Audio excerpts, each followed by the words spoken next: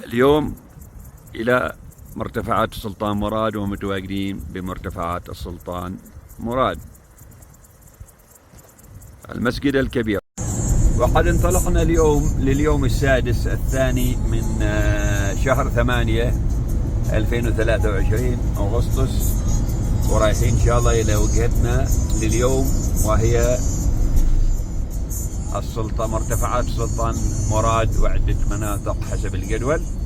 وطبعا هذا الطريق اليوم نسلك طريق أوزنقول، لكن بنروح إلى مرتفعات السلطان مراد. من هنا ابتدأنا صعودا إلى مرتفعات السلطان مراد، وها ابتدأنا نصعد.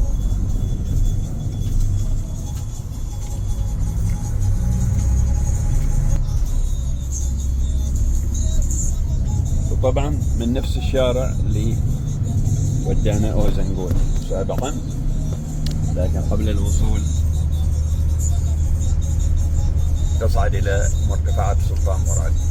ونفس الحاجة تمر على البيوت الجميلة والأوتيلات الرائعة والمناظر الخلابة، والشارع نفس الحاجة يشق القرى الوادعة الهادئة.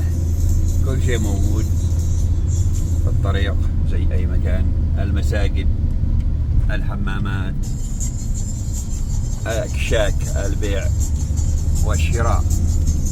وإلى مرتفعات السلطان مراد. وصلنا إلى هذه المنطقة من مرتفعات السلطان مراد، الطريق إلى مرتفعات السلطان مراد. شوف البناء على الجبال على المرتفعات.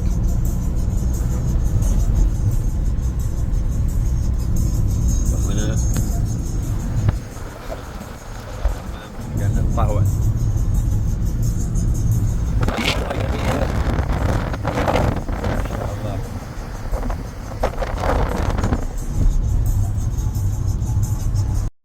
ما زلنا نشق الطريق إلى مرتفعات السلطان مراد، وهنا بعض الهرم اشتغلنا ما شاء الله في الحصاد، وهناك فوق.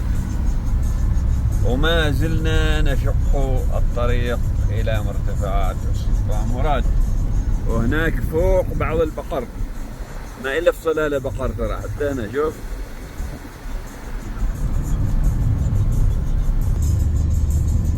وبعض البقر ترعى وتأكل من هذه الخضرة، وبعض السياح هنا متوقفين.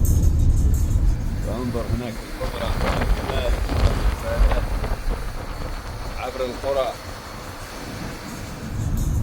وإلى الأمام إلى مرتفعات السلطان مراد.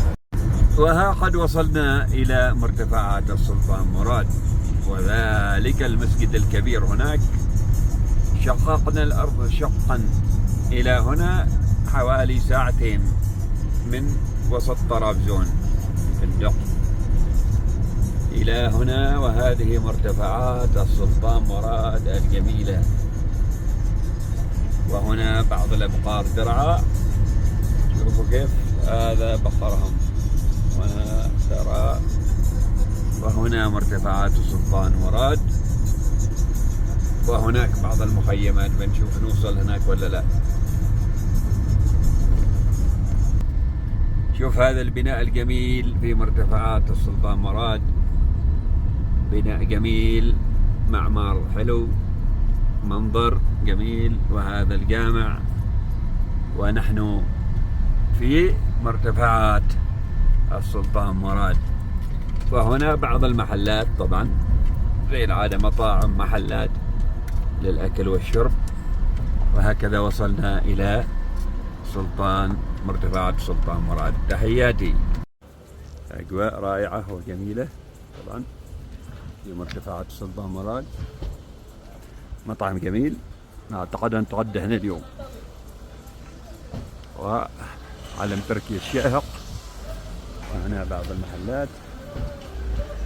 وطبعا كل اللحم طازج ما شاء الله ذبايح. وهذا العم مصطفى يبيع فطاير، وهنا محلات شنط سوفينيرز، أكواب جميلة. هذا الأشياء النسائية،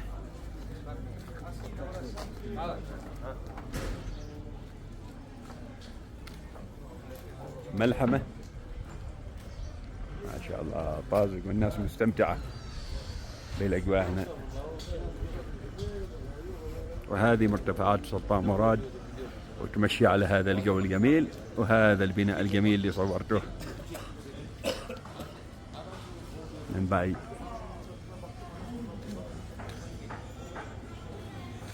وطبعا الكباب الشاورما التركية موجودة. السلام عليكم. جود. وهذه هي الخضرة، فواكه مختلف الأصناف. واللي يحس بالبرد الجاكيتات موجودة والعسل موجود.